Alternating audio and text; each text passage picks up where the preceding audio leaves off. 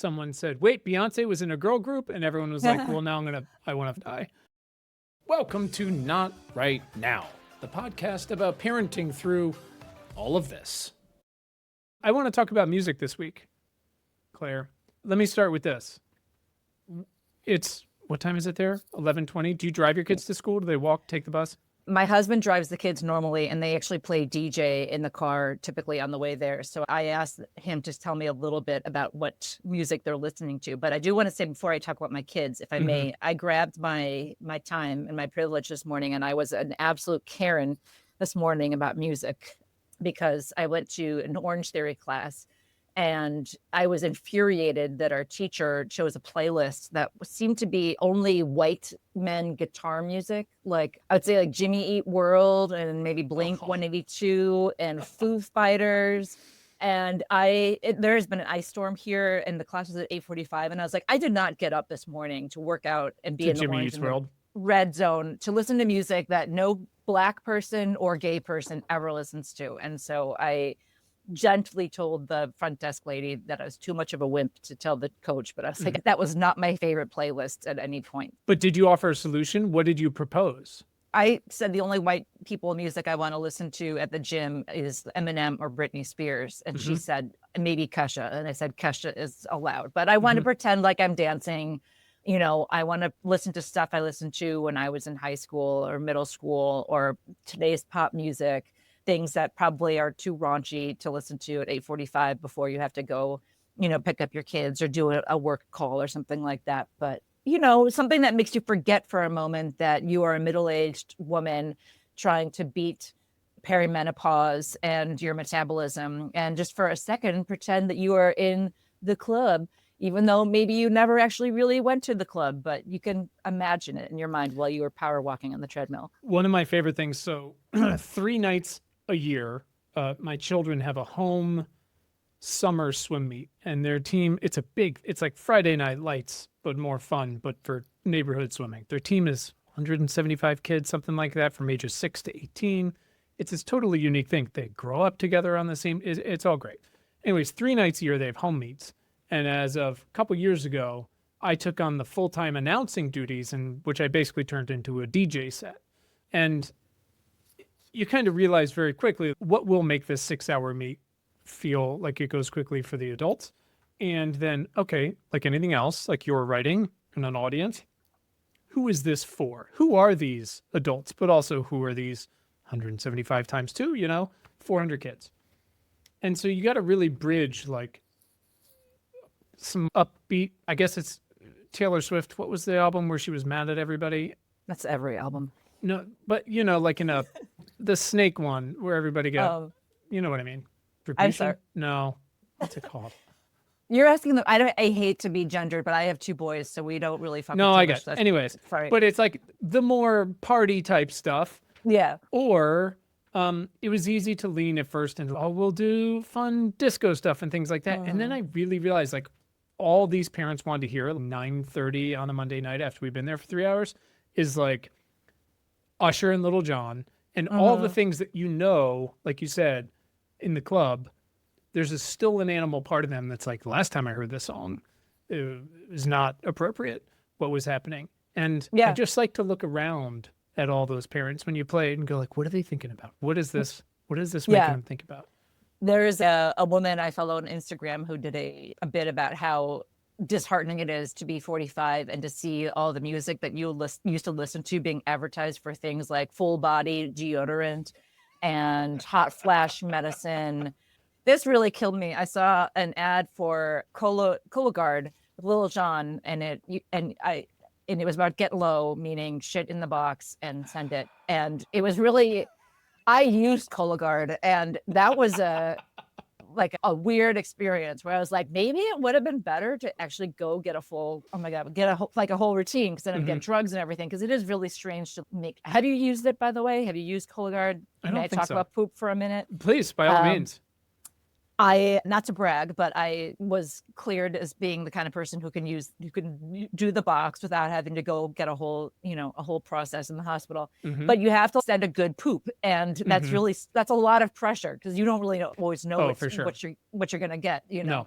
So then you're wondering if they're going to judge the value of your turn, Mm-hmm. if they're going to be like, well, this is a big mess. Like, God, what's her problem? Mm-hmm. And then once you get it going and you send it in the mail, you have to go drop it off at the UPS store. And it says Cologuard on it so that they know that you're giving them a box of shit. And Mm-hmm. so anyway, I might just go to the hospital next time and get the good drugs and just, get a camera put up my butt or whatever it is that gets done. But anyway, yeah, music I used to listen to in college was advertised for this service. And I mean, I guess that must be what it was like when like your parents heard the Beatles, to advertise sun chips and Nike Right. and things like that. No, I But think that's it. So let's talk a little bit about let's pick sort of a median. Not imagine, take me back to when you were sixth, seventh grade, 13. What's popping right now for you? What's on what repeat? before I went to high school, we were way more in L Cool J, Mm-hmm. Milli Vanilli, I would say, Belle Biv DeVoe, Mm-hmm.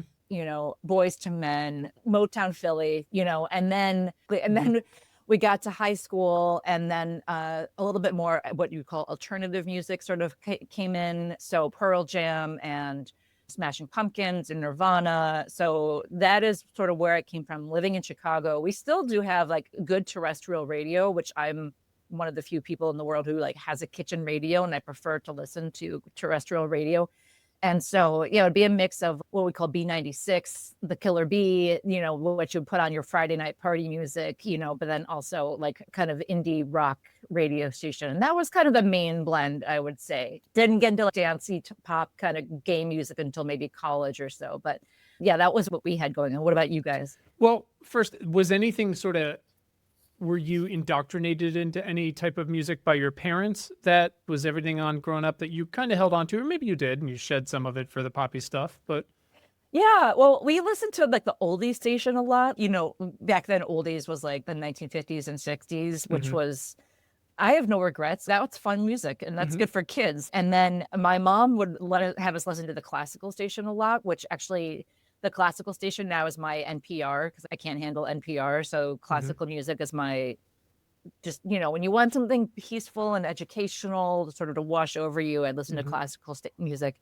And then my dad was kind of actually into pop music of the time. So a lot of cassettes of things like Dire Straits, Cyndi Oh yeah, Lauper, sure. Madonna, Huey Lewis. So, and it's been interesting because there's like music that sort of was in the background that I didn't really clock until lately that I kind of got back into Genesis, and Doobie Brothers and Mm-hmm. Steely Dan and things like that. But my dad was a little bit more into pop music, and he would like to get a little bit, have a few cocktails and talk about how important Elvis was, which, Mm-hmm. you're like, who cares? Mm-hmm. Okay, dad, go back to Mm-hmm. bed.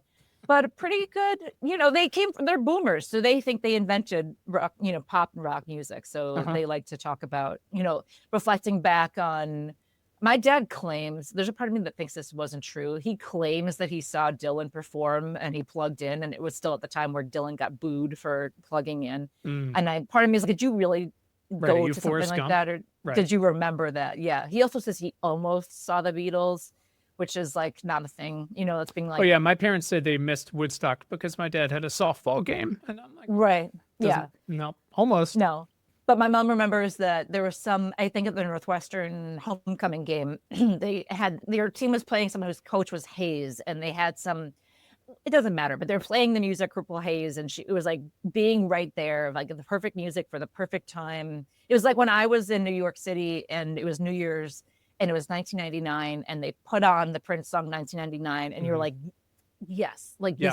this is it. I'm right here, right slotted, right where this song was meant to be, Mhm. So I think it was the same experience for them. How about you guys? What about your parents? My parents are from Jersey, so we got a lot of Bruce Springsteen, which I stand by, even if I listen to less now for a variety of reasons, but really stand by that. A lot of Motown stuff like that growing up. I remember really distinctly my dad making these tapes they had a bar in college that eventually closed because I'm sure they were just serving 18-year-old children alcohol, and it was called Hickeys. And so he made I remember these 4 tapes, and they were like the songs that they listened to when they were at Hickeys in whatever, 71, something like that. And I think this is great music. Like, this is, like you said, it's like really, it's great stuff. It stands the test of time. And so there was a lot of that. But I do think as oppressive as my childhood could be at times, I do wonder like how much or how little they thought about did they ever think this is the kind of music I'm going to expose my child to today? Was there any thought process behind that? Or was it the boomer thing of you're going to listen to what I'm listening to and I don't even consider that you're standing in this room with me? Yeah, that's funny. My dad, he would play Beatles music, but I didn't get into the Beatles until I saw Paul McCartney play Hey Jude on Saturday Night Live. Mm-hmm. And I remember, and it was like, I won't take it when you're giving it to me. I have Sure. to take it in my own way. And then, of course, my brother, because it's him, he hated the Beatles because if we liked it, then he's just that kind of guy. So he's the guy with the hot take that the Beatles are not great. He listened to music soundtracks instead, like the Jurassic Park soundtrack, things like that. He has his own. I have the fucking CD over there. I will go get it. I have that. But at the same time, I was the antithesis of that. I went fully into the most popular music you could listen to. You know, again, just the raunchiest R&B. And I know you have a note in here about, you said I was dancing to I Want to Sex You Up in 7th grade. All kinds of shit like that. So much stuff. 112, Notorious B.I.G., like you said, LL Cool J when he went like full into just songs about sexy time. My friend and I even made CDs, which were like makeout CDs, and we handed those out at school.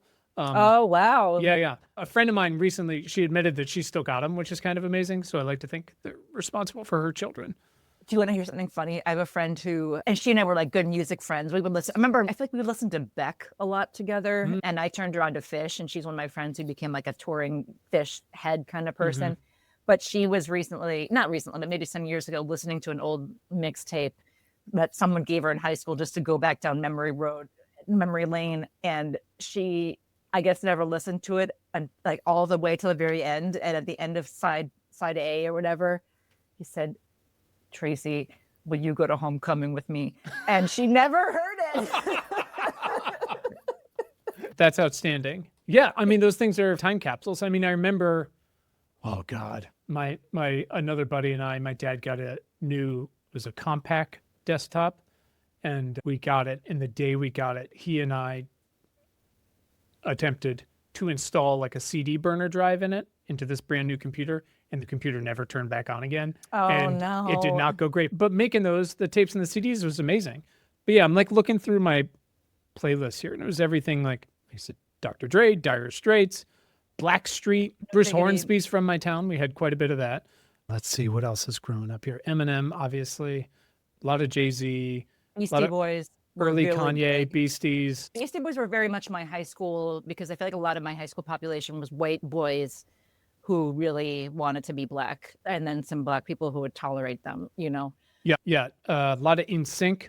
I saw NSYNC in concert in college. That was like semi-ironic concert viewing experience, but also not. It was pretty, I have to say, it's pretty fun to have at least one of those experiences, a bunch of screaming girls Fully. for, you know, I have no regrets about that. Yeah. What else do I have here from that era? Like you said, some Pearl Jam. I mostly used the alternative hard rock stuff. I was less into the grungy than I was. I mean, walking around, I'll send you a picture. I was telling my wife about this recently. My Walkman was like the Walkman Sport, the yellow one. Oh, yeah, with the that Velcro. had the clamp. Yeah, that clamp. Never forget. Yeah. And then, eventually CD player. But yeah, I used rock for pump up. That's what it was for. And everything else was all time. But at the same time, my bus drivers played, Biggie and Tupac and whatever. Oh, yeah, else that would be here. at our typing class. Oh, man, Quinn, this is getting depressing. In my calligraphy class, and when we did cuneiform, going into high school, there was like a summer school thing that was basically kind of like to get the little babies, because our high school is like 3,000 kids, gigantic. And you would take summer school to kind of orient yourself to the school, and you took typing, and they would play, oh my God, 103.5, I want to say, which was like Dusty's and R&B music. And that was really good. I feel good entree to, the music that it was like what the typing teacher wanted to listen to. And that was great background. Good for typing. Good for a quick brown fox. Tell me if any of these ring a bell. I just clicked on the 90s R&B Essentials playlist. Aaliyah, Lauryn Hill. I mean, we still play that on repeat. Yeah. Destiny's Child, obviously. Yeah. I saw there was a tweet online. someone said, wait, Beyonce was in a girl group? And everyone was like, well, now I want to fucking die. Yeah, Mariah Carey, Usher, TLC, Keith Yeah. Sweat, obviously Montel Jordan, like you said, Salt and Boys to Pepper. Men, Salt and Pepper, a lot of Whitney, love Whitney, Casey and Genuine, Joe, Mary J. Blige. I mean, Yeah. it's pretty Ride standard. it, It's Brandy. my pony. Yep. Don't go chasing waterfalls, Do you want to hear something funny that made me just tickled me so much? Was my son asked me a while ago when he was younger if Beyonce is still alive. And it just made me laugh because Beyonce is so pervasive and only, her influence only grows. Because like Destiny's Child just came on when I was in college. Like I remember, like Bootylicious. That is a mind fuck, is like seeing these people who've been relevant for so long and still be relevant and look so good, and still make music, which I know. I mean, I saw Paul McCartney play when I was 40. And for a long time, I didn't want to see him because I was like, he's such a dork, and so uncool. And my son actually asked, is he still alive? And I kind of was like, it kind of hit me like, yeah, he is still alive, you idiot. Go see him play while he is, like, when he dies, you could have seen him. And he was fantastic. Like, it was we totally went and saw him worth at it. Dodger Stadium, and you're like, oh, got it. It's that guy. Let me ask you this. Did your parents ever police any of your own music that you were playing or listening to or anything like that? Not really. I had a good sense of what to listen to around them and what not to listen to around them. And they didn't care.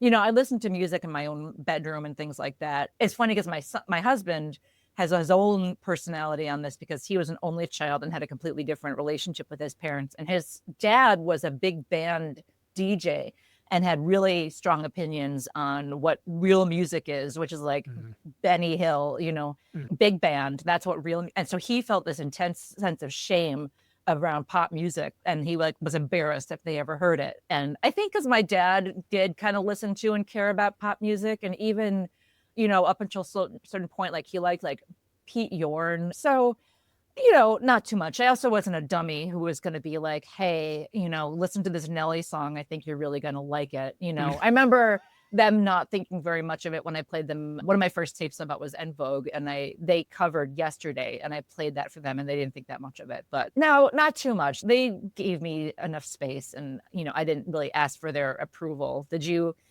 have one of those embarrassing experiences where you made your parents listen to music and they yelled at you? Yeah, a version of that. I did just think of one memory where I tried to justify having them listen to Drew Hill by playing them. I had picked up a single of something, Somebody Sleeping in My Bed. There was a single which included an a cappella version. I played it for them. I was like, listen, these guys can sing. And they were like, what is your problem? By the way, Drew Hill's fantastic. And then we got the thong song from that when Cisco spun off.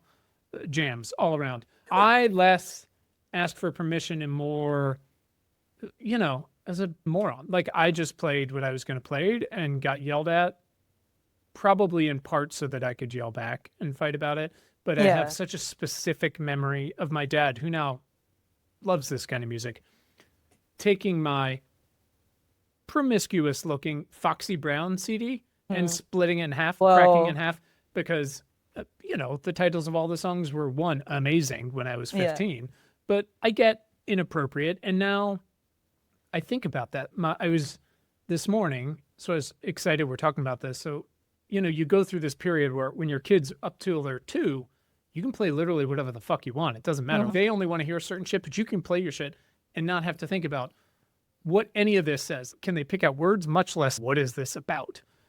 And then they want their own stuff, and you're doing, Moana and Encanto for a while, which is great, and Frozen. But then you're like, well, now let's start playing some stuff. And they get into things, and, it was Taylor Swift for 2 years, and like you said, Beastie Boys.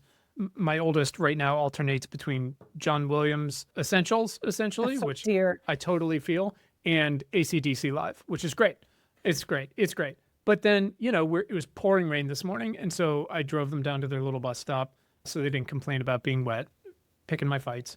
And we're waiting in the car, and we're listening to Chappelle Roan's album from last year. Yeah. And there's some very obviously wonderfully powerful and sexy songs in there. But I remember at one point, there's one song, Something You Want to Fuck Me. And I watched my 10-year-old and my 8-year-old look at each other like, holy shit, Yeah. I'm not sure if they know what that in specific means, but they know that word's not cool. Yeah. No, yeah. Her music, I do like her music, and my kids do too. And I don't want to be cool parent, and be like, hey, we can talk, like, let's talk about, because her music is pretty not necessarily for kids. Or at least I choose the cleaner versions, Sure. or I don't say, hey, when she says I got a wand and a rabbit, do you know what those mean? Right. No, So, but yeah. I guess I just have gone more neutral. Like when my 12-year-old, I think he was like 9 or 10, and we just have one of those Siri speakers in the basement. And I remember hearing him blasting like Eminem. And I know, again, great, sure, great. One of the greatest rappers of all time, top 5. But there's some stuff in there. It's not like sexy, not great. It's other things not great. And I remember thinking, Yeah. like, I just said to him, I was like, not yet. We'll get Yeah. there.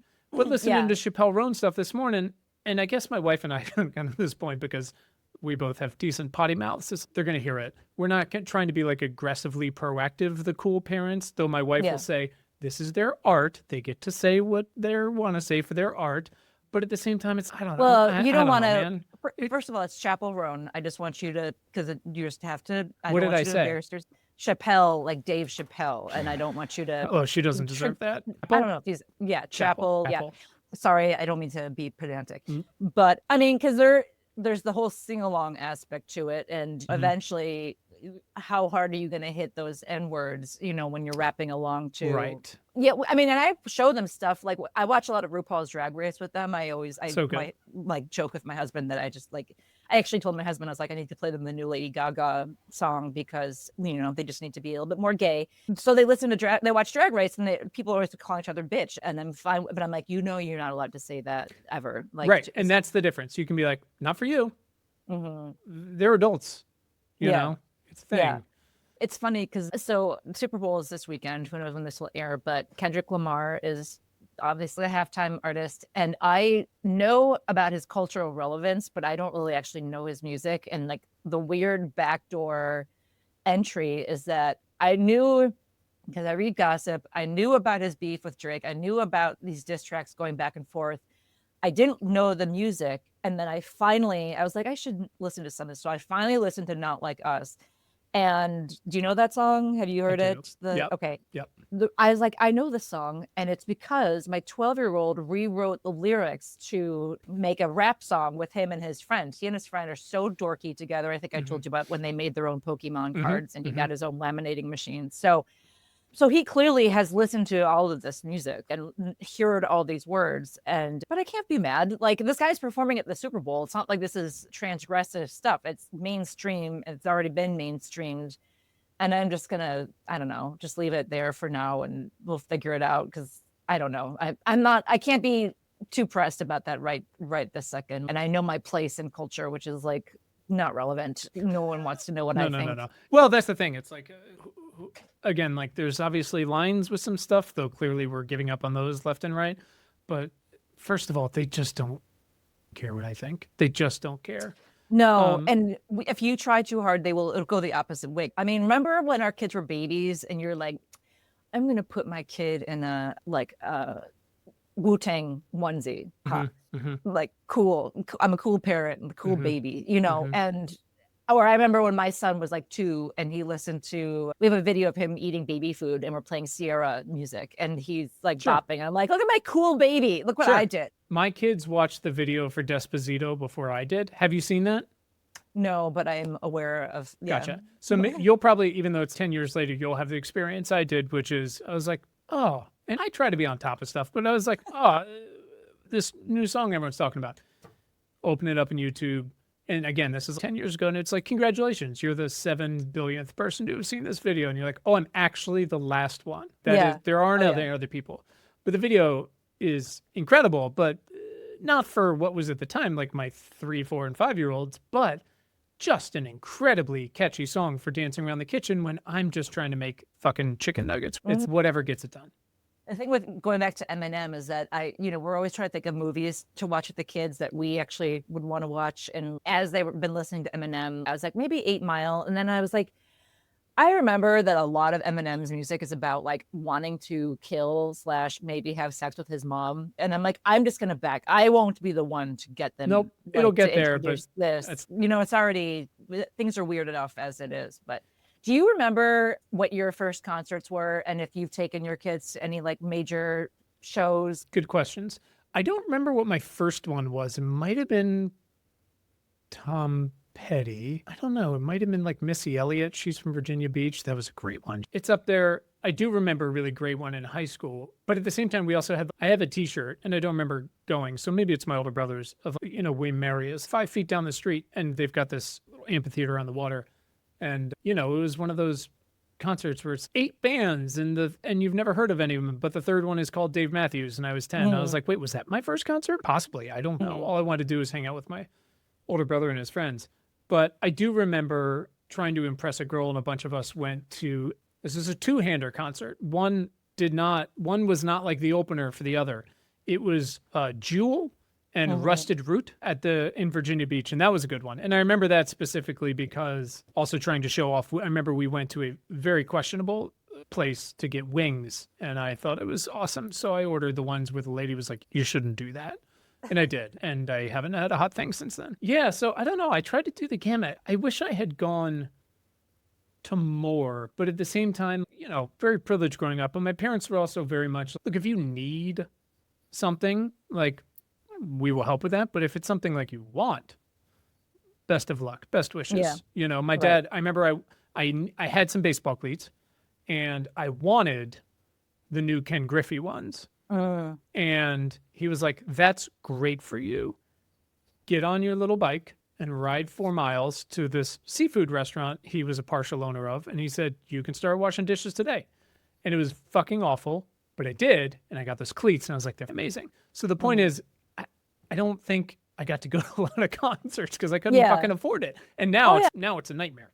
Well, you would have to go to get in line to get the tickets. Back then as they well. They took us to a Stones concert. That's interesting, in Baltimore when I was like 13. I remember but I think that was for them. I think that was one of those, we're going to consciously try to expose them to this, and it's within striking distance. And my dad was mad the whole time, but it was amazing. It's so funny. Yeah. We took the kids to, they've been to like some fests, which I don't think quite count. Evanston had a folk fest this summer that we went to. We took them to see Weird Al Yankovic a couple of years ago, but it wasn't the like mainstream tour. He kind of was like, these are my B-sides, like the original songs, not the covers. And I saw this and I told my husband, I was like, these are not the songs that they love, because my kids love Weird Al because they're boys, and like Weird Al is made for little boys, and not only little boys, but that's you got it. Yep. And he said, no, let's do it anyway. And the intro was a comedian named Emo Phillips, who is a like late 1980s comedian who's like kind of conceptual. And so my son at the time kept whispering angrily to me, why is that funny? After every punchline. And at a certain point I said, just be bored and just sit there. I got tired trying to explain the joke. So then Weird Al comes out and he does these songs, and none of them are Eat It or, White and Nerdy and they were bored and laying in their seats. And I think my husband and I just made the decision that we were going to just enjoy the show and ignore them. And that actually felt like a weird milestone in our parenting, where we were like, we don't give a shit about them. They're fine. They're alive. They're going to be fine. Yeah. And, we paid the money. We're here. We're downtown at Symphony Center, and we're going to enjoy it. So that's a big parenting thing, because it's so hard not to constantly look over and be like, don't do that. Are you bored? I'm sorry you're annoyed, this and this. And just be like, here's the deal. This is how we are on flights at this point. You don't want anything to do with me. I don't want anything to do with you. We're, like you said, we paid for these tickets, but please don't talk to me. This, I need my time. It was funny because I have a friend of mine, and he and I are kind of like music friends and concert friends, but he took his daughter several years ago to see The Weeknd. And I think he only knew his hits. And his daughters must have been maybe like 9 and 11 at the time. And I remember thinking like, that's not a kid's show. And Weeknd really is not like a kid's music, And it was at Soldier Field. We live in Evanston, so it's quite a schlep. Soldier Field is a pain in the ass to get to. And it turned out like exactly the way I thought it would, where it started late. Everyone is dressed. I think they were sitting next to someone he mentioned who, was a person of size, who was like wearing bondage clothing and spilling out of their seat and their clothes. and they had a blocked view, and the girls decided they wanted to go home after 4 songs, and the dad was furious, because this was a lot of money and a lot of time. But it is just interesting when parents like are cool like that. I went and volunteered at the Charlie XCX Troye Sivan show this summer to register people to vote. That was so we were so young and innocent then. And I don't know if you know Charlie, if you are Brat, Quinn, like No. From my understanding of brat, which is very limited, and also one of those words I'm not allowed to use in the house, like when I called the rainstorm this morning, Riz, and they just left, just digging the hole deeper. I'm not, but just to preface to say I'm on the same page, I didn't know who these people were either until I guess it was this summer. They did a tour together, and I think Lorde showed up at one point, and her music was everywhere with the original album and the remixes. I didn't know who Troy was either. I didn't know he was also an actor, but I did see someone was like, oh, they had this Madison Square Garden show. It was like the greatest thing ever happened. And I Googled them and I saw, I don't know, I was on YouTube on some talk show a couple years ago talking about coming out. And it was like the most eloquent thing ever. And I was like, well, great, I'm a fan now. So that's my answer. That's how much I know about them. Yeah. Well, I went because I was like, this will be a good show to volunteer for, because I think it'll be great people watching. It's very much like of the moment, but also I don't really care if I see the show that much. And it was, the people watching was amazing. It was a lot of like men wearing like, little undies that say, and wearing a tiny t-shirt that say baby slut on them, and like a lot of skin. But there were a couple of parents there with kids, little kids. And I was like, this is not a kid scene per se. And I kind of was like, cool mom, a little bit side-eyeing them, but also being like, I respect you. You are a cool mom. But also there were definitely guys like on GHB in front of me at the show, like falling behind the seats, falling in front of the seats, and I did leave early, and I was like, good job. All you youths who are registered to vote, enjoy your show. I'm going to go to bed. Obviously, there's a big difference. But I always think of this as people with bumper stickers on their car, which is you saw that, you paid for it, or you sought it out, you paid for it. You went outside, you took the time to go outside and put that exactly. This is very intentional. Something comes on. I mean, you're the only person that still listens to the radio, but a playlist or whatever it is, your kids are playing it. The effort required to be like, can we change that? Either because it's bad or it's quote unquote inappropriate, is a lot less than, am I going to pay and take my time to take you to one of these things? Right. Yeah. Which is, you're not necessarily condoning it, but you're saying like, all right, I support your support, at least for the 5 minutes you're into whoever this is, whatever this is. And you can usually tell who's going to stand out and who's not for a longer period of time. And for, I guess, a year and 3/4, all my daughter wanted was to go to one of these Taylor Swift concerts. And we were like, absolutely not. Because all my wife and I could think about was like, our parents would have been like, oh, that's great. Go fuck yourself. Not because of the music, amazing, or the show, apparently incredible. But simply the cost and what that cost. First of all, like, I'm not paying that, but also what that means. And they immediately tell their friends, and their friends tell their parents, why can't I go? And their parents know exactly how much that costs and all that different. It's like when someone comes over to your house for the first time or they see your fucking car. And yeah, we fended it off for so long until one of the producers of the Wicked album was like, oh, I can just get you guys tickets. Oh, okay. All right. And she was like, is that better or worse? And then it was in Miami. So that's kind of in striking distance from Virginia. But we're like, okay. And my wife could say we got him through work. We got very lucky. It was basically the end of the tour. And as much as usual, it was incredibly difficult about the whole thing, like mad dad, from start to finish. Sure. I did, in giving you that answer of what were my first shows and what were the sort of the fundamental building blocks, because live music's incredible. Like, I played music for a very long time and love it. I saw John Williams at the Ball. I've done all the different versions of everything. I've seen now 20 Springsteen concerts, and all these different things. I saw Lauryn Hill in like the one night she showed up to do a concert, and it was fucking incredible. And I did think back and go, man, I almost deprived her of that, And there's still a part of me that's just like, fuck you. But again, when I think back, that's a pretty specific, what do they call them in Inside Out, core memory? you know? Even though, by the way, now she's like completely moved on to Tyla and all these other people and random country artists.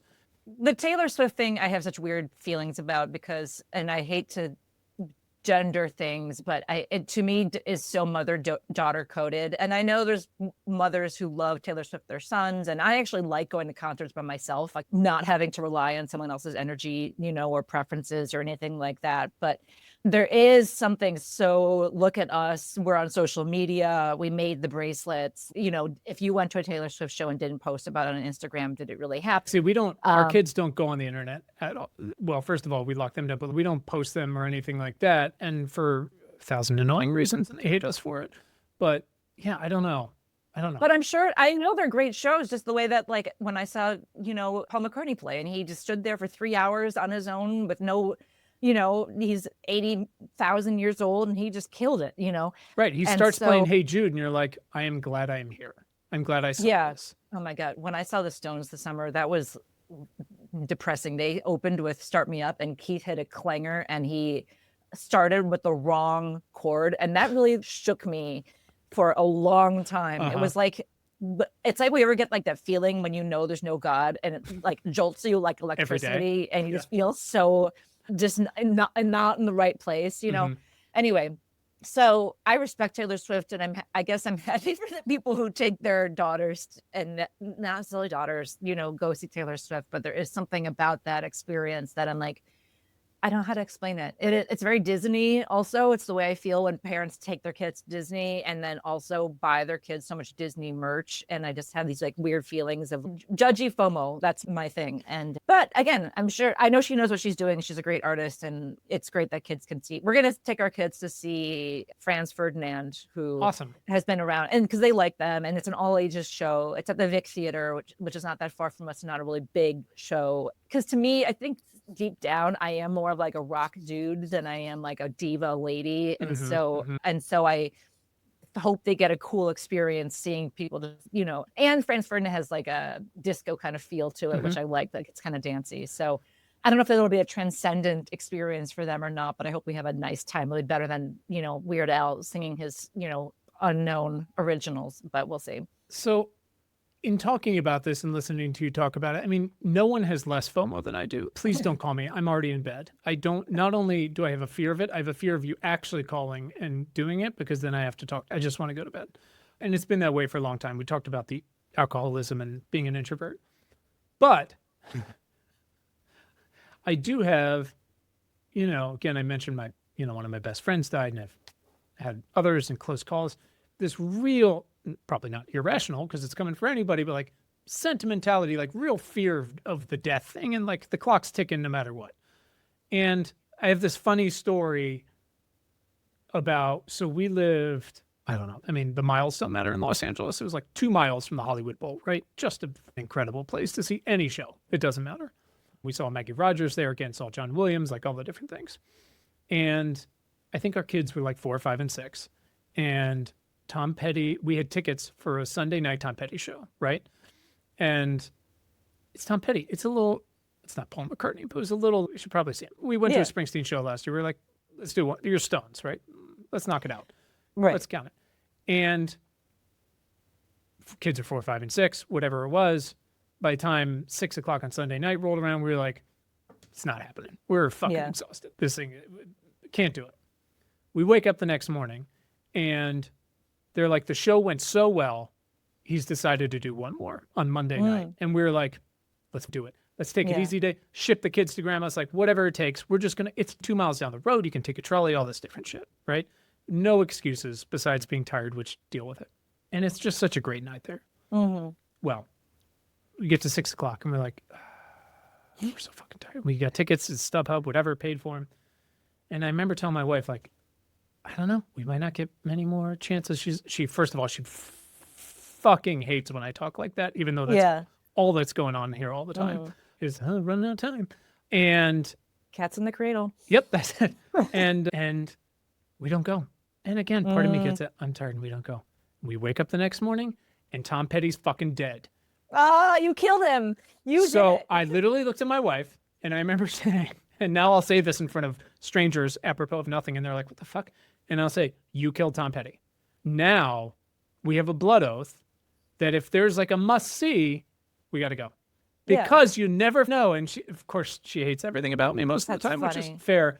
But I wonder, as much as like I push back on the Taylor Swift thing, again, I remember going to my first 4-hour Springsteen concert, which is like going to church. Like it's this incredible thing. I remember dragging my wife to Beyoncé at, I think it was like 2017, 2018, no kids at the Rose Bowl, incredible, huge stadium, and seeing it and her dancing in a pool of water and all this shit and leaving and being like, yeah, one, we're exhausted, but oh my God, that was, even if we never do it again.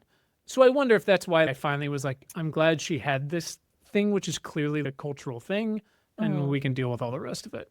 Yeah, no, I mean, I know what you mean. I saw Prince, and I'm so glad that I did, because he 100% delivered every single. I remember just being like, he was everything. He gave you everything you wanted. You know, he was like this big, far away, and he was like still making eye contact with you. You know what I mean? You're just being like so cute and sexy at the same time. Like it was, but it was funny because I got invited to see Madonna. I was offered a free ticket to see her last year, and I said no, because she goes on late, and I'm like, I don't like Madonna enough to put up with that shit, you know? Oh, yeah.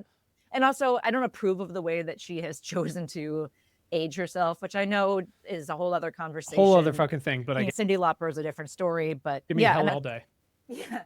I chose not to see, and I actually have no regrets, and I'm sure it was a transcendent show, but I was like, I don't have that connection with her, you know, and again, I would be so angry. I like a professional, you know, and I know that Taylor Swift would do her 3 hours, and she knows there's all those little kids in the audience who might not see her again. Now my thing is, I was in the new Gaga song, which is so stupid, but in the best way. And I'm like, I think when she starts touring, I gotta get tickets probably and get myself over there to see her and just lose myself in the stupid dance Gaga music of it all. And but that'll be and by that point I'll be 46, which is okay. How long are we gonna do this for? But life, not much longer apparently. Yeah, I guess that's what, but even again, listening to the Chapel Roan this morning, there you go, just endeavoring and failing to be even funner dad most of the time. I was like, yeah, I would go to the show. It would be a fucking blast. We'd have a great time. I would stand out like a monster. And yeah, there's some relatively inappropriate stuff, this and this, but I also, and we're trying to be, again, without being obnoxious, as sex positive as humanly possible, as body positive, all these different things. And I'm like, I'd rather get it from there than some other sources that are not so great, you know? Yeah.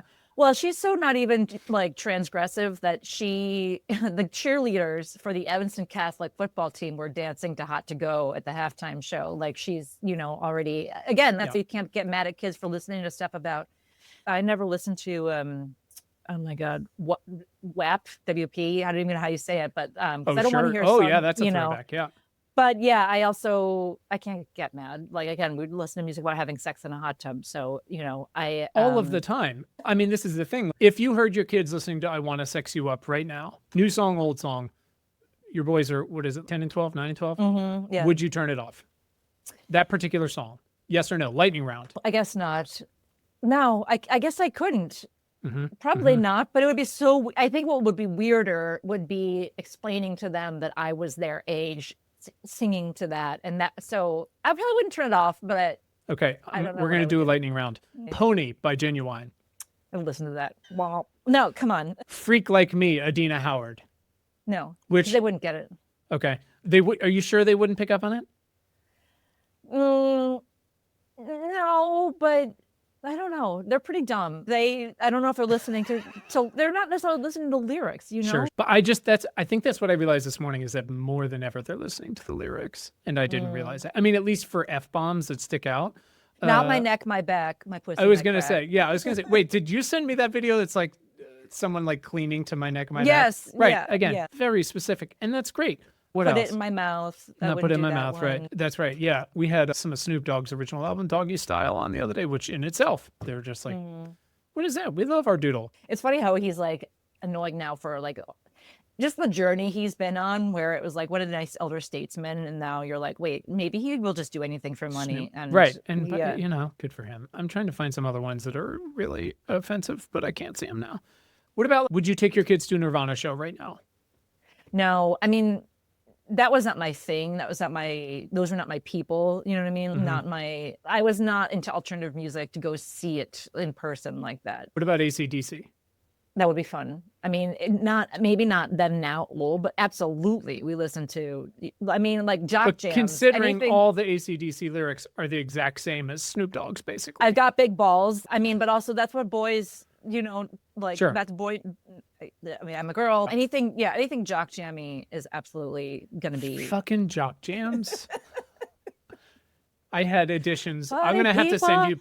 Yeah, I'm gonna have to send you pictures of my CD case that I found. It's pretty incredible. Yeah. Interesting. Yeah. I asked my husband what the kids have been listening to in the car lately. Let's see. Let me read this. He said Imagine Dragons still happening. 21 Pilots, which kind of annoys me for reasons I can't quite articulate. Aerosmith, Dream On is in there. I guess Kendrick Lamar. But my husband wanted to point out that they have been listening to comedy albums as well, including Bob Newhart. So wow. So he said they're still my kids. By the way, great. But same thing. You listen to Steve Martin once. I mean, or you listen to Eddie Murphy Raw. Oh boy. No, I would not put that on for them. Do that. I'm trying to think of what else. I'm on 90s dance party essentials. That's not really what we're looking for here. Missy Elliott. DMX. It's a tough one.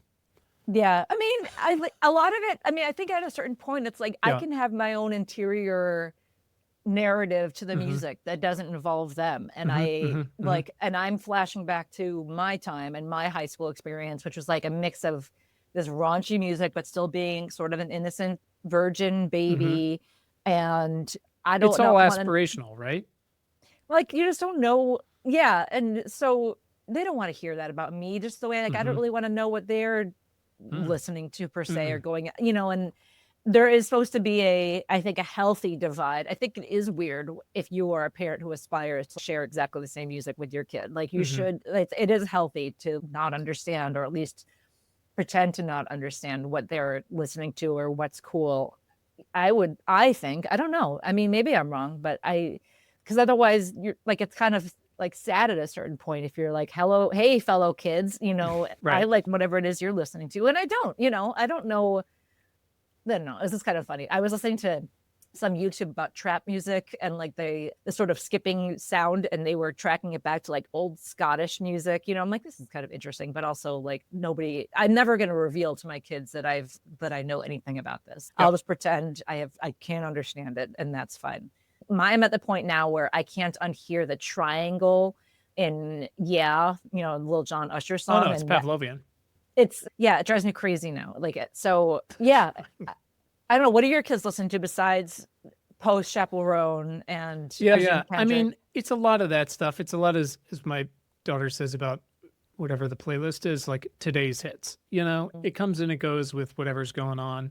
My oldest is again definitely into a wide range of things. Oh God, this morning I heard him because he plays drums like I did, which is a mistake. But he's downstairs on his drums, and it's always John Williams or it's AC/DC. And then I heard a bunch of other 90s music, and I was like, hey, that was really great. And he goes, yeah, I asked Siri to play a 1900s playlist of rock music. Again, I'll throw on random shit because I still like being exposed to old stuff, but I'll also be like, yeah, we're going to listen in sync. That's the way it's going to go. Yeah. I have a friend whose son convinced her, this is her younger son, and I think there's a big difference between younger and older kids, but her younger son convinced her to take him to see Travis Scott because he presented a very convincing PowerPoint presentation.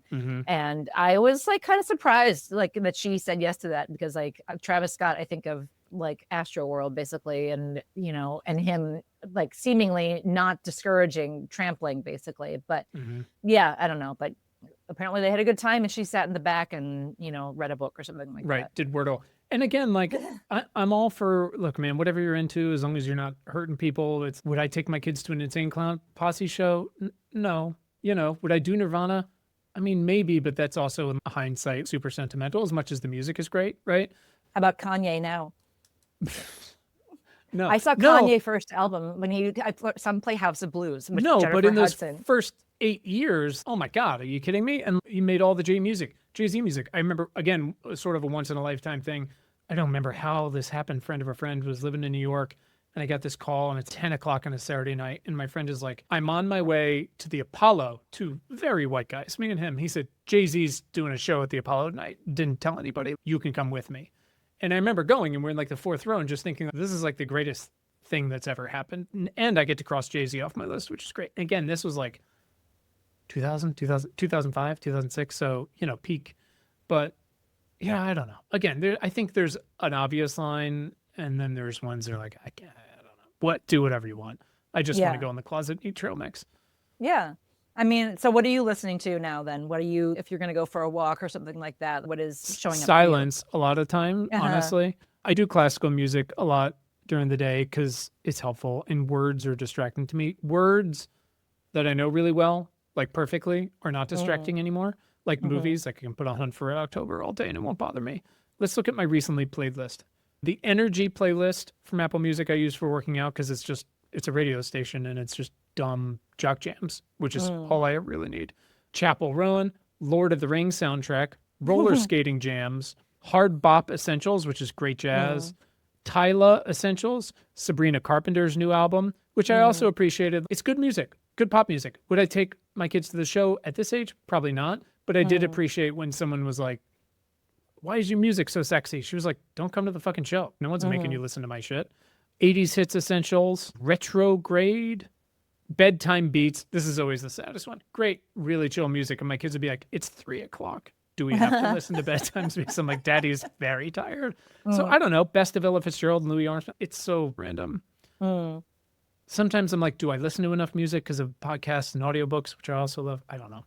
It's okay to, I'm fine with sort of being, again, I'm fine with not really knowing Kendrick Lamar's stuff. I might get into it. I remember really liking that Weeknd halftime show that he did. And I think that kind of got me into him basically. But it's not my job to like everything. There is so much music and I listen to so much pop culture gossip stuff that I find things through that, God, is it Madison Beer? No, Addison Rae, all these Addison, Madison, like I got into a song through that, but I'm in a Beatles ensemble right now with the Old Town School of Folk Music. So we're doing Magical Mystery Tour. So I've been listening to that on repeat because I have to sing and play along with that. And then I'm going to go see a drag Beyoncé show in March. And I don't know, I just kind of really know the superficial hits and I didn't really get into the album. So I had a friend and her kid made me a Beyonce playlist so I can like know and feel the songs when they come on because I wasn't that familiar with like stuff from her last several albums. So that's like my research and that's kind of nice to have an aside. And I do that. My parents used to do that for us because they used to take us to musicals a lot, Cats and Les Mis and things like that. And they would play us the soundtracks ahead of time so that we would recognize the music. And so we're gonna do that for the kid. We did that with Wicked. And so we're going to listen to a lot of Franz Ferdinand before the concert so that they'll be like, I know this so they're song. not like, why is everybody cheering? Who cares about this, right? And you're like, yeah, well, you should be happy. When there's a song and appreciate when they, when there's a medley or there's a jam, and so we'll see. I'm keeping my expectations low. It might be another like leave after 3 songs kind of thing or take one kid home or, but it was funny because before I knew the kids were coming, I started having a completely different narrative in my head about what the night would be like and what I might take to go to the show and things like that. And now it's a family affair and that's a totally different thing. And there'll be no like losing myself. Right. Yeah, exactly. Diet Coke, and maybe they can have a Diet Coke if they're good boys. But yeah, I remember, and this is like how old I am now, where we were at our friend's house outside Seattle a couple of years ago, and they live near their version of Wolf Trap, like a big outdoor stadium. And there was music drifting over. We're sitting outside in their yard drifting over, and it was this really distinctive voice, and it was Michael McDonald. Oh. And that was the kind of music where I fully took it for granted for my whole life. And I was like kind of dorky and lame. I just watched this documentary about yacht rock that I maybe recommend. You won't be mad that you watched it. I did. It made me appreciate yacht rock a lot more, especially the blending of genres. But someone said like Michael McDonald has the kind of voice that you could hear it from 3 football fields over and recognize it. And I was like, that's literally what happened to me. And it got me way back into it. And then the regulator. And so I love that kind of experience where you're like, oh man, I forgot I took it for so granted and it's so in the background of my life, Mhm. and I didn't really recognize like how good it, it actually is. And let's get into it. So, And that's the thing. It's letting go of at least for yourself, like the shame parts of it. It's that meme online. One of my buddies who's a Nike trainer. He's one of the more beautiful human beings you've ever seen. He's like this 6'3" black guy. He's finally getting older. He's cut like a Adonis. And, he posted the meme of like mad guy in headphones. This is my game face. And on the inside, it's like Fleetwood Mac, and it's who cares?